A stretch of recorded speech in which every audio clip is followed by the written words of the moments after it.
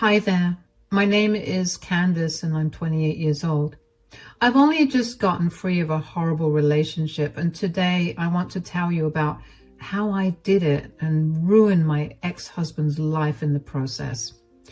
When I first met Harlan, we were both in high school. He was the star football player, and I was just a girl in the crowd. I never thought that he would notice me, but he did. One day, he walked up to me and asked if I wanted to go to the movies. I was so excited. From that day on, we were inseparable. We did everything together: school dances, studying, and just hanging out. After high school, we decided to get married. We were young and in love. I believed we would be happy together. Harlan got a good job at a big company, and I stayed home to take care of our house and later our children. Harlan worked at a big company that sold expensive houses. He was always very busy and stressed out. His job was to convince people to buy these houses, and he made a lot of money doing it. But the more successful he became, the more he changed. At first, everything was perfect. Harlan would come home from work and we would have dinner together and talk about our day. He always made me laugh, and I felt so lucky to have him. Harlan was proud of his job. He liked dressing up in nice suits and going to fancy meetings. He would come home and tell me about the big deals he was working on. But as time went on, his job started to take over his life. He worked long hours and came home late. Sometimes he didn't come home at all. Harlan's job made him very stressed and angry. He started to care more about money and success than about his family. He would get upset over little things and take his anger out on me. He called me a useless stay-at-home mom because I didn't make money like he did. He didn't see how much work it was to take care of our kids and the house. The pressure from his job made him cruel. He stopped being the funny, caring person I fell in love with. Instead, he became cold and mean. He always talked about how important his job was and how hard he worked. He made me feel small and unimportant because I wasn't working outside the home. He stopped talking to me and seemed annoyed when I tried to initiate a conversation with him. I tried to be supportive, but he became distant. He started criticizing me for small things, like if the house wasn't spotless or if dinner wasn't ready on time. I brushed it off, thinking it was just because he was stressed from work. When our first child was born, I hoped it would bring us closer together, and for a while it did. Harlan was happy and proud to be a father, but soon he went back to spending more time at work. I was left to take care of our baby alone. I didn't mind at first because I loved being a mom, but I felt lonely and wished Harlan would be more involved. Over the years, we had another child. I continued to be a stay-at-home mom, taking care of the kids in the house. Harlan's attitude towards me grew colder. The more stressed he got, the worse he treated me. He stopped spending time with me and the kids. Even when he was home, he was on his phone or computer working. We rarely had family dinners or outings anymore. Harlan's temper became shorter and his words became crueler. He always made me feel like I wasn't doing enough. He acted like his job was the only thing that mattered. It hurt me, but I tried to ignore it, hoping things would get better. He blamed me for everything that went wrong in his life, even things that had nothing to do with me. One day he came home looking more stressed than ever. It was pretty late at night and the kids were fast asleep, but Harlan didn't care about that. As soon as he walked in through the door, he yelled at me to bring his dinner. I didn't get upset with him, only because I immediately knew that he had a terrible day at work. "Candace, where's my dinner? I'm starving." "Oh, hi, how was work? You seem even more stressed out than usual." "Did I ask you to talk to me right now? I just asked you to bring me my plate of food. God, why is it so hard for you to just listen to what I'm saying?" I was just heating up your meal. You looked stressed and I just wanted to know if there was anything I could do to make you feel any better." The only way for you to make me feel better right now is for you to get me my food. I don't understand why you always think you need to go above and beyond when all you have to do is listen to me. I guess staying at home has lowered your intelligence enough for you to not understand most of what I'm saying. Why do you always have to be so mean? How did you infer that I was being stupid for wanting to be there for you? Did I tell you that I wanted you to be there for me? Do you even know what relationships are supposed to be? We're supposed to be there for each other as much as we can. So I guess I'm sorry for trying to be there for my husband. I don't want you to be there for me, Candace. That will not take away all of my worries. You know what would actually help me? A plate of hot food. That's something that a stay-at-home mother should know. It's shocking that you think that being there for me is better than providing my body with nourishment. Now, I'm terrified for our kids. They shouldn't have to grow up with such an incompetent mother. Actually, you know what? I'm stupid for thinking that you could be a better person. I'm stupid for hoping that things will get better for me and the kids, but clearly that will never happen. Are you seriously throwing a fit right now? What about my dinner? Well, since you're so much smarter than me, I'm sure you can figure out where your dinner is. Make sure you use your intelligence to wash the dishes and clean up later, too. A poor, dumb woman like me could never dream of doing something like that without her husband showing her the ropes. Honestly, I can't even put into words just how angry and frustrated I was with Harlan. Yeah, I knew that he was struggling a lot at work. But was there really a need for him to be so mean to me? Did he constantly have to take shots at my intelligence? And what was so wrong with me trying to help take off a little of his mental load? Lord knows I would have loved it if he helped me out that way. I stormed off to our bedroom, grabbed my pillows and toiletries, and made my way to the guest bedroom. I needed that time to cool off, and I did not want to see Harlan's face for the rest of the night. I didn't think anything would happen the next day. However, the next morning, things seemed different. Harlan was in a good mood, which was a rare sight. He smiled at me and even apologized to me by making me breakfast. I couldn't remember the last time he did something nice like that. My heart felt a little lighter. I know after everything that happened last night, it was beyond naive of me to hope that this meant he was starting to see how much I did for our family, or just in general, changing to be a better husband and father. But I couldn't help myself. Harlan had his grandmother babysit the kids so we could have the day to ourselves. While we were eating our breakfast, Harlan kept apologizing to me over and over again for what he'd said to me the previous night. I assured him that I had forgiven him and simply asked him to be a little more mindful of my feelings. In hindsight, I shouldn't even have had to say something like that, not only because that should have been the way he always treated me, but also because he was a monster who was incapable of thinking of anybody else but himself. After we were done with breakfast, he told me he had a surprise for me. To say I was surprised would be an understatement. That's when my hope that things would be all right only grew more. Harlan told me to pack an overnight bag. I was curious and excited. I couldn't help but wonder where we could be going. Maybe a romantic getaway? I packed quickly, imagining a cozy bed and breakfast or a hotel where we could relax and reconnect. Harlan drove us out of town, and I noticed we were heading towards his sister Nikki's place.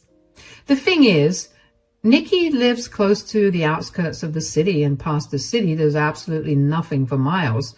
And for a second I thought that Harlan was taking me to his sister's place, so I asked him. He told me to wait and see. I was a bit disappointed because I thought the surprise was just for us, but I tried to stay positive. Maybe he had planned a family gathering or something special. Candace, Harlan, what a surprise! What are you guys doing here? Hi, Nikki, how you doing? Same old, same old. What about you guys? Yeah, we're doing good too. We're doing a little too well. That is why I brought Candace to help you out. Huh? Help her out? What do you mean? Oh, yeah, Candace, you're staying here to take care of Nikki. She needs you. What do you mean? I don't understand. Do I need to remind you that Nikki is chronically sick? She needs someone to look after her. You're perfect for the job since you're just a useless stay-at-home mom anyway. You can't be serious. What was this morning about then? Why were you so nice to me all day?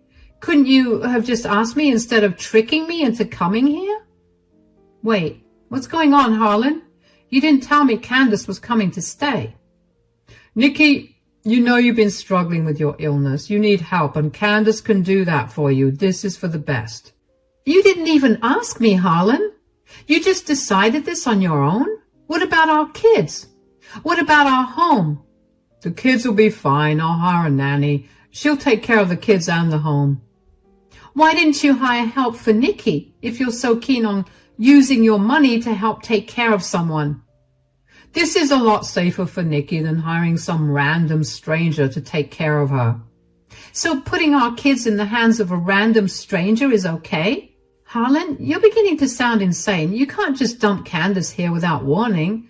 This isn't fair to either of us. I don't need much help. And I have someone helping out, so I really don't need Candace to be here. Neither of you knows what's best for yourselves. Why don't you just trust the one person with a working brain here, huh? You're such a jerk, Harlan. Candace, I'm so sorry. I had no idea he was planning this. I don't want to be a burden. It's not your fault, Nikki, and you're not a burden at all. I would love to take care of you. I actually have no problem with that. I just don't like the fact that Harlan tricked me into coming here just so he could dump me here and leave. You would never have said yes if I told you what I wanted you to do. This is happening whether you like it or not. Nikki needs you. No, I would have agreed. You just chose to not tell me so you could have the satisfaction of seeing me panicking. Harlan, you need to reconsider this. Candace has her own life and responsibilities, and you can't do anything on her behalf without her permission.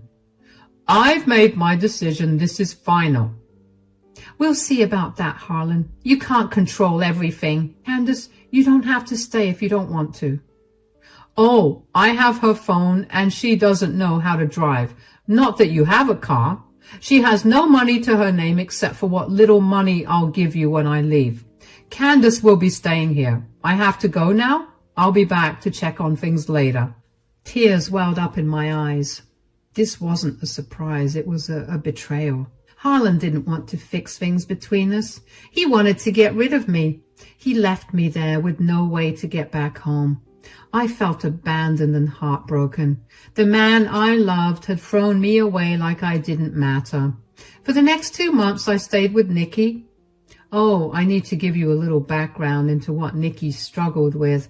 Nikki has multiple sclerosis, or MS. MS is a disease that affects the brain and spinal cord. It makes it hard for her to move around and sometimes even to see or think clearly. She gets tired very easily and often needs help with everyday tasks.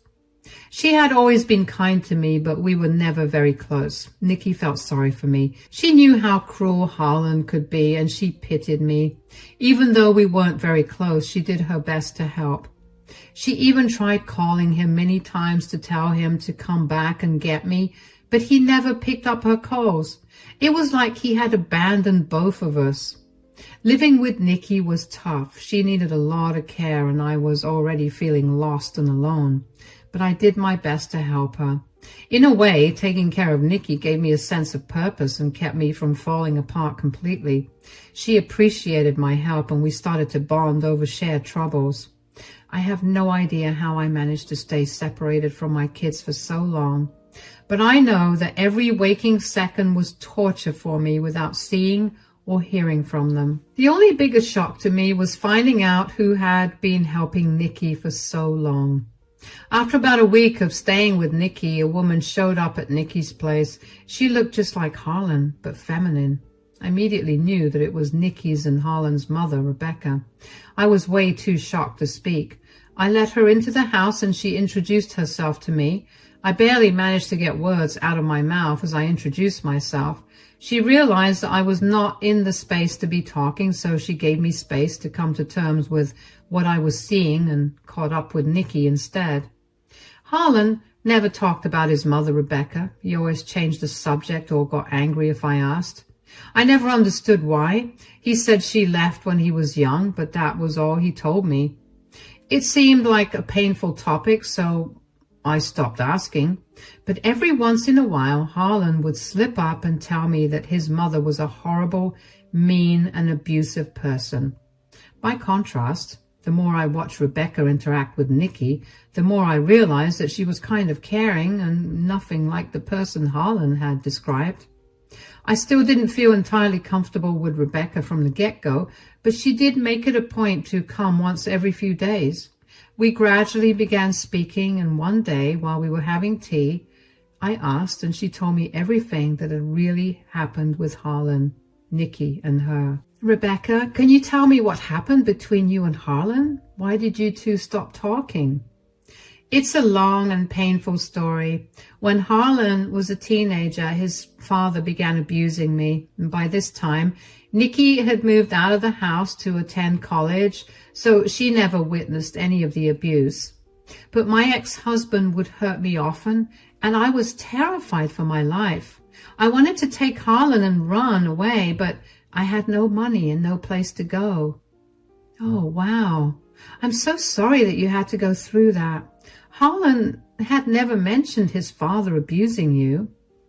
Well, when you had only one parent to raise you, I guess you tend to idolize them and forget about all their negative qualities. Yeah, I guess I can see that happening with him. Did you have a job? Did you try to save money? I did. I tried to save money secretly, but it was never enough. One night, things got really bad. Harlan's father hurt me so badly that I thought I might die. I made the hardest decision of my life. I left to find a safe place and promised myself I would come back for Harlan. I told him I loved him and that I would return soon. But Harlan was young and didn't understand. He felt abandoned and betrayed. Oh, Rebecca, that must have been so hard for both of you. It was. I struggled for years. I worked multiple jobs, saving every penny to get a stable home where I could bring Harlan. But by the time I managed to do that, Harlan's father had turned him against me. He apparently did a great job with that. What did he tell Harlan for it to have affected him so much?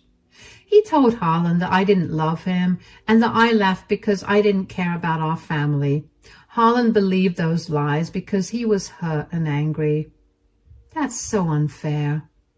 When I finally returned, Harlan refused to see me. He believed his father's stories and didn't want anything to do with me.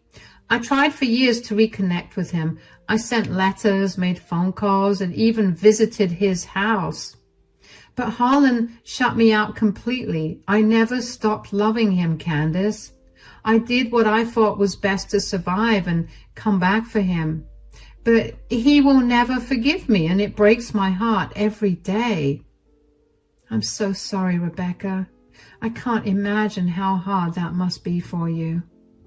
It's been so many years, and he's built up so much anger and resentment. I don't know if he'll ever believe that I left because I loved him and wanted to protect him. I feel like I've already affected him worse than his father could have. I mean, you're here for a reason too, right? I don't feel right adding more salt to your wounds. No, please tell me everything. Is Harlan a good person, a good husband, a good father? Not really. He dumped me here to take care of Nikki because he thinks I'm a useless stay-at-home mom who's only good at doing things like taking care of family. What? To his credit, he wasn't always like this, but I guess I also married him when we were practically children. We were only 18. Why haven't you left him? I don't have any funds to leave. Believe me, I would if I could. I hate the way he treats me. Like I'm his maid or just someone who's not even worthy of being glanced at. Why don't we make him pay for it then? What do you mean? Let's take our revenge on him. I just rambled on how much I love him, but believe me when I say I have my own issues with him. He has not treated Nikki right, and I want him to pay for it. Are you on board? Of course. Hearing Rebecca's story made me realize why Harlan was so cold and distant. He was deeply hurt and never healed from his mother leaving, but he never told me the truth. Instead, he buried his pain and took it out on me. He treated me like I didn't matter because he felt like he didn't matter to his mother. That did not erase or lessen any of the anger that I felt towards him. When Rebecca mentioned getting back at him, and when she said it with such conviction and confidence, I felt a fire ignite in me. I had forgotten that I could take control of my life because I got used to being under Harlan's thumb. But at that time, I wanted nothing more than to watch Harlan crumble. But just as Rebecca and I got started with discussing how to take revenge on Harlan, we heard the front door unlock. Rebecca and I froze. We knew that Nikki was asleep in her room and only one other person had the keys to Nikki's place, Harlan. When Harlan walked in and saw his mother, he froze. "Candace, what is she doing here?" "Your mom? Oh, she's been the one helping Nikki out. Did you never stop to think about who was taking care of your sister, or did you only think of it when you needed me gone out of your life?" "Oh, so she's already poisoning your mind, huh?" "Poison my mind? What are you talking about?" "The old you would never have thought of things like that. How long have you been in contact with this disgusting woman?" "Excuse me? That is your mother. Speak to her with respect." "A woman like her would never get any respect from me, and neither will women like you." "Do you really have to throw jabs at her every time you speak?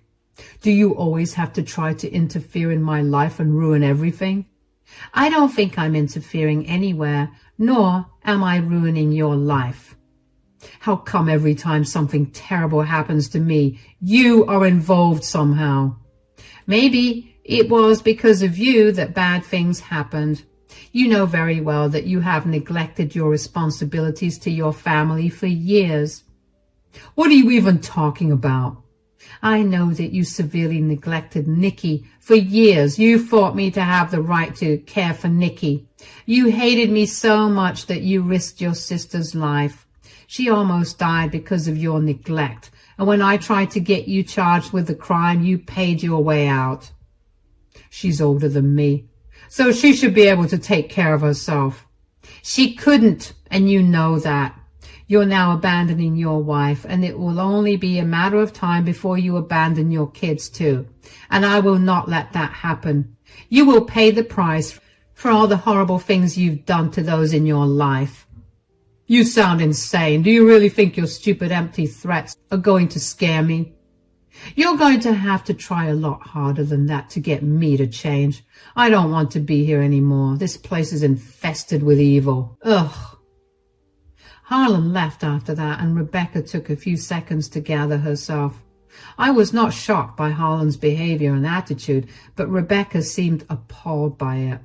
She'd only interacted with him through a third party, so she had no idea what he was like in person. To see that he was every bit the horrible person in the first person as well as through a third party was jarring for Rebecca.